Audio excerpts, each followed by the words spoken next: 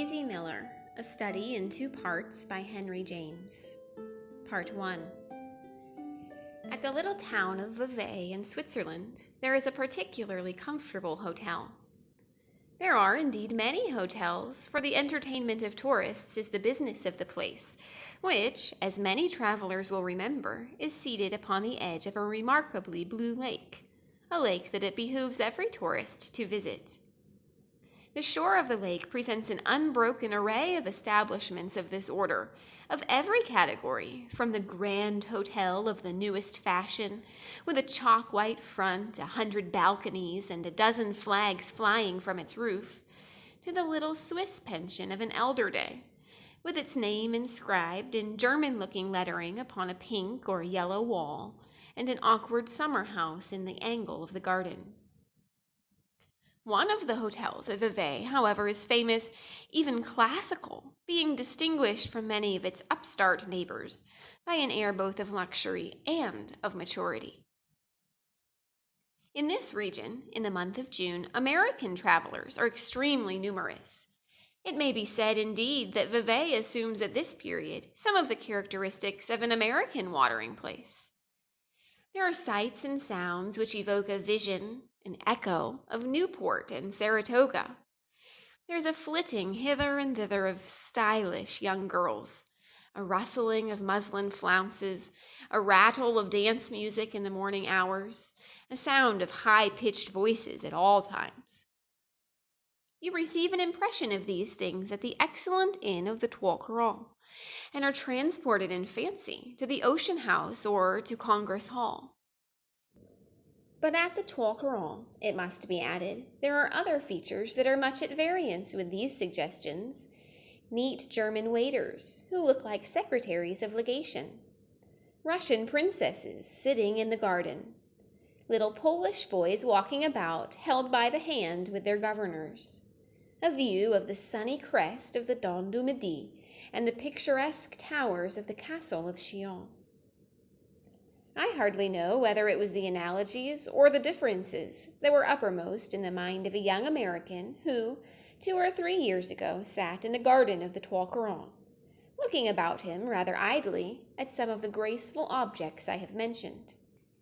It was a beautiful summer morning, and in whatever fashion the young American looked at things, they must have seemed to him charming.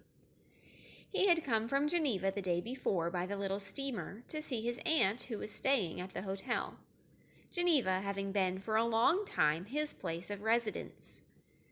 But his aunt had a headache. His aunt had almost always a headache, and now she was shut up in her room smelling camphor, so that he was at liberty to wander about. He was some 27 years of age. When his friends spoke of him, they usually said that he was at Geneva studying. When his enemies spoke of him, they said, but after all, he had no enemies. He was an extremely amiable fellow and universally liked. What I should say is simply that when certain persons spoke of him, they affirmed that the reason of his spending so much time at Geneva was that he was extremely devoted to a lady who lived there. A foreign lady, a person older than himself. Very few Americans, indeed I think none, had ever seen this lady, about whom there were some singular stories. But Winterbourne had an old attachment for the little metropolis of Calvinism. He had been put to school there as a boy, and he had afterward gone to college there, circumstances which had led to his forming a great many youthful friendships. Many of these he had kept, and they were a source of great satisfaction to him. After knocking at his aunt's door and learning that she was indisposed, he had taken a walk about the town, and then he had come in to his breakfast. He had now finished his breakfast, but he was drinking a small cup of coffee, which had been served to him on a little table in the garden by one of the waiters who looked like an attaché. At last he finished his coffee and lit a cigarette. Presently a small boy came walking along the path, an urchin of 9 or 10. The child, who was diminutive for his years, had an aged expression of countenance, a pale complexion, and sharp little features. He was dressed in knickerbockers with red stockings, which displayed his poor little spindle shanks. He also wore a brilliant red cravat. He carried in his hand a long alpenstock, the sharp point of which he thrust into everything that he approached, the flower beds, the garden benches, the trains of the ladies' dresses. In front of Winterbourne he paused, looking at him with a pair of bright, penetrating little eyes. "Will you give me a lump of sugar?" he asked in a sharp, hard little voice, a voice immature and yet somehow not young. Winterbourne glanced at the small table near him, on which his coffee service rested, and saw that several morsels of sugar remained. "Yes, you may take one," he answered, "but I don't think sugar is good for little boys." This little boy stepped forward and carefully selected 3 of the coveted fragments, 2 of which he buried in the pocket of his knickerbockers, depositing the other as promptly in another place. He poked his alpenstock lance fashion into Winterbourne's bench and tried to crack the lump of sugar with his teeth. "Oh, blazes, it's hard!" he exclaimed, pronouncing the adjective in a peculiar manner. Winterbourne had immediately perceived that he might have the honor of claiming him as a fellow countryman.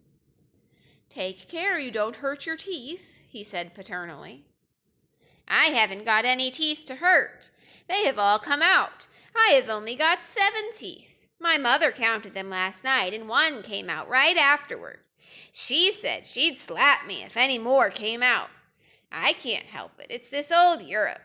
It's the climate that makes them come out. In America, they didn't come out. It's these hotels." Winterbourne was much amused. "If you eat 3 lumps of sugar, your mother will certainly slap you," he said. "She's got to give me some candy then," rejoined his young interlocutor. "I can't get any candy here. Any American candy. American candy's the best candy." "And are American little boys the best little boys?" asked Winterbourne. "I don't know. I'm an American boy," said the child. "I see you are one of the best," laughed Winterbourne. "Are you an American man?" pursued this vivacious infant. And then, on Winterbourne's affirmative reply, "American men are the best," he declared. His companion thanked him for the compliment, and the child, who had now got astride of his alpenstock, stood looking about him while he attacked a second lump of sugar.